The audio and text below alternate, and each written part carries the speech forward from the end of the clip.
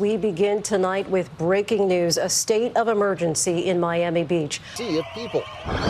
This car set on fire. So it just kind of warms my heart every year. No matter if we're having like some disaster or not, Miami will still be partying during spring break.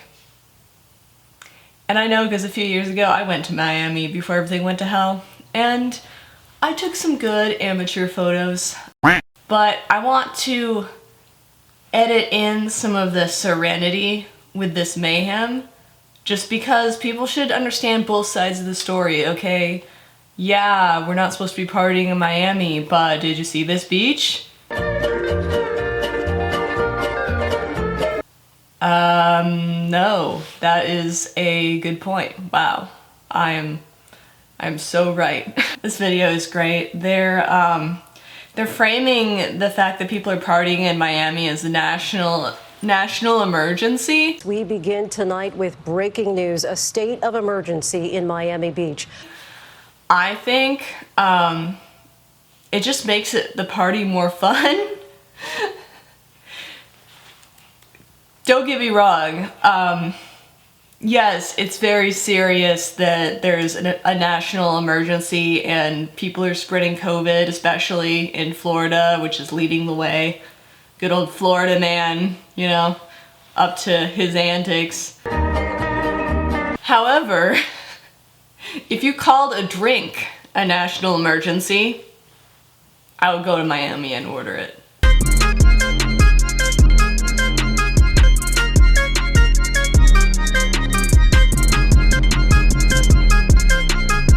Without masks, packing the streets, defying that order. Now, did I see a flip phone? Mostly without masks. That's the kind of diverse crowd that is fun to party with. They're very, you know, accepting of different life choices. Even firing pepper balls to disperse the crowds. Uh-oh, they're getting spanked. Getting spanked for partying too hard, going outside during curfew. Miami reporting the highest test positivity of all major cities this past week. 15 states are seeing an increase in cases, and in Michigan. Oh, I thought this was about Florida, but you're just pinning Florida as the problem, but the increase in cases was in the other states. The unsexy states. Gross. Look. Okay, I have a really good idea, and this one's a freebie. You can use this. You offer free COVID shots, but you give them a Jell-O shot afterwards. So many people will be vaccinated. A Jell-O shot is like, what, a few cents or whatever to make? Okay, you could call it shots and shots. Oh, okay, I'm done. I'm done now. Sorry. ABC's Victor Kendo leads us off tonight from Miami Beach. His name is Kendall, you guys. Tonight, a state of emergency in Miami Beach. That was a really cool POV shot, so that we could all pretend like we're cops for a second. I live for that. State of emergency. You know what? I think state of emergency would be an excellent club name in Miami. I'm just saying. I would go to the state of emergency, you know, every morning as my last run through all of the clubs. Cause yeah, that's some good music in state of emergency. This car set on fire. Yeah, and that's what makes the news if you light a vehicle on fire. However, I think Seattle's still in the lead because they lit a police car on fire. So Miami, you need to step it up. Quite frankly, I'm concerned that the behavior is getting a little bit more for us to be able to handle. I don't know, I do have a cop fetish, but I think he'd have to be like a little bit more attractive for me to like want him to spank me for violating curfew. But yeah, it's like Miami's becoming this tourist attraction where no matter what, they're gonna party. Wait, that's kind of their history. It's called Miami Vice. Not Miami. We'll party, kind of. We'll get an IPA, and if things get too out of hand, we'll just stop, cause saving lives, and my grandfather, meh. Like, no, it's Miami Vice for a reason. Over the last few weeks, I have personally had trouble even sleeping at night, worrying. I really doubt he has trouble sleeping. He's mayor of Florida, you know? He has a lot higher concerns ranking than some partiers in Miami. New York City reporting its first case of the Brazilian variant this weekend. All this as travelers are taking to the skies in record numbers. Make the vaccine mandatory or don't, it's still something we're gonna have to deal with. Like, yeah, imagine a perfect world where there's no more COVID cases. We all have to go in and get the goddamn vaccine. So, I mean, that doesn't sound better to me. To have to go in and get a vaccine that I have like a 0.00 whatever percent chance of dying from if I get it. And you know what? I haven't been super responsible, but I haven't gotten it. Or maybe I got it and didn't realize it like so many people. That's actually what terrifies me more. But yeah, business idea. Open up a club in Miami called Shots for Shots. Or like Shots and Shots. Or Double Shot. I'm just going through names. If you can think of a better name for that club, put it in the comments. I mean, you're not gonna find a better name than the ones I came up with, but you can try, because I'm trying to be more democratic and sharing and caring and shit, so go ahead. This one in Nashville, providing nearly 10,000 people with Johnson & Johnson's single shot.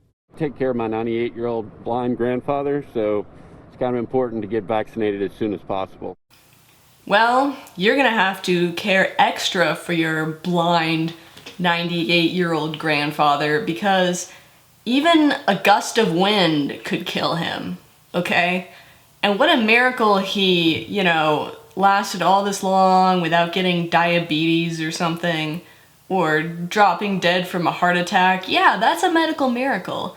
You have these really super old fucks that need a lot of medical attention and medical advancements to keep themselves alive, and it drives up our healthcare costs. And now young people can't go out and party and replace the population with accidental, conceptions like we're supposed to, because they're shutting us down, okay? So it's like, I'm not trying to say like I hate boomers or whatever, even though I do, but what I'm saying is, what is our priority? If we care so much about the tail end of people that are gonna die tomorrow if it weren't for, basically life-changing technology, that's why they're alive. Anything could kill that guy. And now we're showing great-grandparents. Those are kind of rare these days, because people are having children later in life.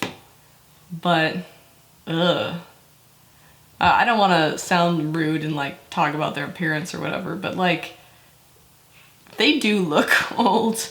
And in Ohio, Beth and Stan Rosenblum. We're going back to Ohio again. I thought this was about Miami. This is just a general news segment to shame people about COVID. For months, only seeing their great-grandchildren from behind glass doors and balconies. Only seeing their grandchildren through glass doors. Their great-grandparents, they can probably barely see anything anyway without their reading glasses. Now, both fully vaccinated, finally able to give them a hug. Wow. Look how happy he looks to have finally hugged his grandchild. He doesn't look almost dead, gonna get blown over by the wind and break his neck at any moment. Super happy. Being that old and you can't even express emotion, I'm not saying they should die. I'm just saying this is the best they could come up with. And yes, my grandparents were both insufferable bastards and they're both dead. So yeah, my opinion's gonna be skewed. I was in tears. It was so wonderful. Whoa. She looks like Emperor Palpatine. So nice to see those reunions. Victor Akendo joins us now from Miami Beach. And Victor, a second curfew taking effect tonight, and officials have just announced they're now extending it. Lindsay, this just happened moments ago. These emergency measures will continue to be enforced. Oh, Victor Kendall. He has such a punchable face. Am I the only one who just has that feeling? And the fact that he's wearing a polo, like, doesn't make him more relatable, you know? It doesn't do anything for him.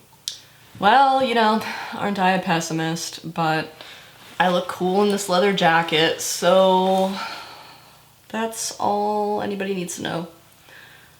Later.